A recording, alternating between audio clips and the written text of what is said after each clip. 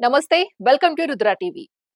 Sun Risers Hyderabad owner Kavya Maran కు మరో పెద్ద షాక్ తగిలింది. ఇప్పటికే పాకిస్తాన్ ఆటగాడు అబ్రార్ అహ్మద్ ను ది 100 లీగ్ కోసం కొనుగోలు చేసిన తర్వాత ఆమెపై భారత్ లో తీవ్ర విమర్శలు వచ్చాయి.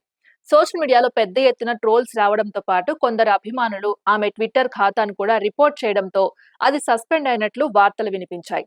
భారత్ పాకిస్తాన్ మధ్య రాజకీయ ఉద్రిక్తతలు కొనసాగుతున్న సమయంలో భారత ఫ్రాంచైజీ ఒక పాకిస్తాన్ ఆటగాడిని కొనుగోలు చేయడం సరైంది కాదంటూ పలువురు క్రికెట్ అభిమానులు తీవ్రంగా స్పందించారు.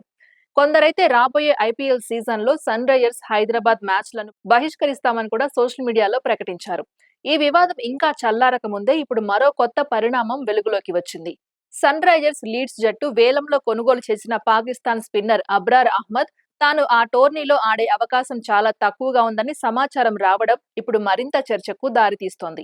ఎందుకంటే అదే సమయంలో పాకిస్తాన్ జట్టు అంతర్జాతీయ క్రికెట్ షెడ్యూల్ చాలా బిజీగా ఉండబోతోంది.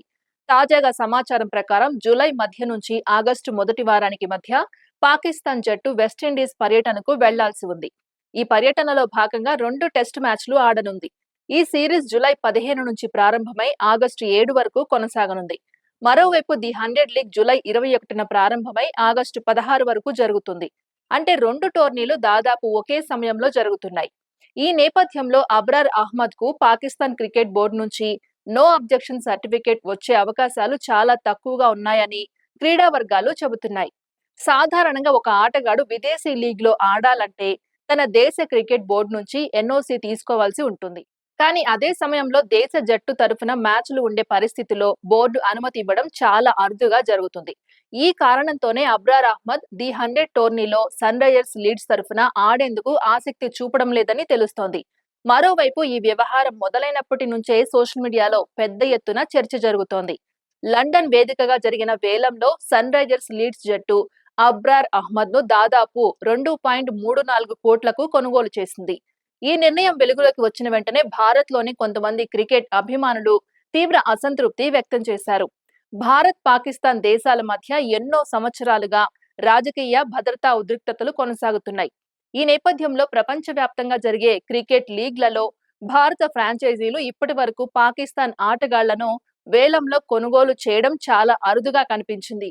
ముఖ్యంగా ఐపీఎల్ ప్రారంభమైన తర్వాత భారత జట్లు పాకిస్తాన్ ఆటగాళ్లను తమ జట్టులోకి తీసుకోవడం దాదాపుగా జరగలేదు. అందుకే సన్ రైజర్స్ లీడ్స్ ఈ నిర్ణయం తీసుకోవడం చాలా మందిని ఆశ్చర్యానికి గురిచేసింది. కొందరైతే ఇది పూర్తిగా తప్పు నిర్ణయమని కూడా విమర్శించారు. మరోవైపు కొన్ని వర్గాలు మాత్రం క్రికెట్ ను రాజకీయాలతో కలపకూడదని, ఒక ఆటగాడి ప్రతిభను మాత్రమే చూడాలని అభిప్రాయపడ్డారు. అయినప్పటికీ సోషల్ మీడియాలో విమర్శలు మాత్రం ఆగట్లేదు.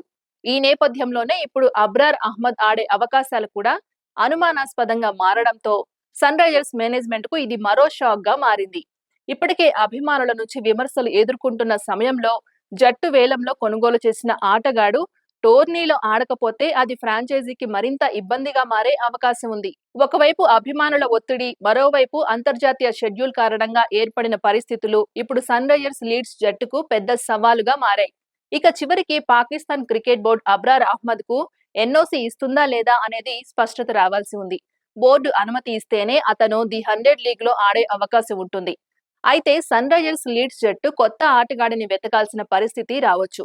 మొత్తంగా చూస్తే పాకిస్తాన్ ఆటగాడిని కొనుగోలు చేసే నిర్ణయం నుంచి మొదలైన వివాదం ఇప్పుడు మరింత పెద్ద చర్చగా మారింది. అభిమానుల విమర్శలు, సోషల్ మీడియా ట్రోలింగ్, ఆటగాడి అందుబాటు సమస్యలు, ఇలా వరుసగా జరుగుతున్న పరిణామాలు కావ్య మారన్ కు వరుస షాకులుగా మారుతున్నాయి.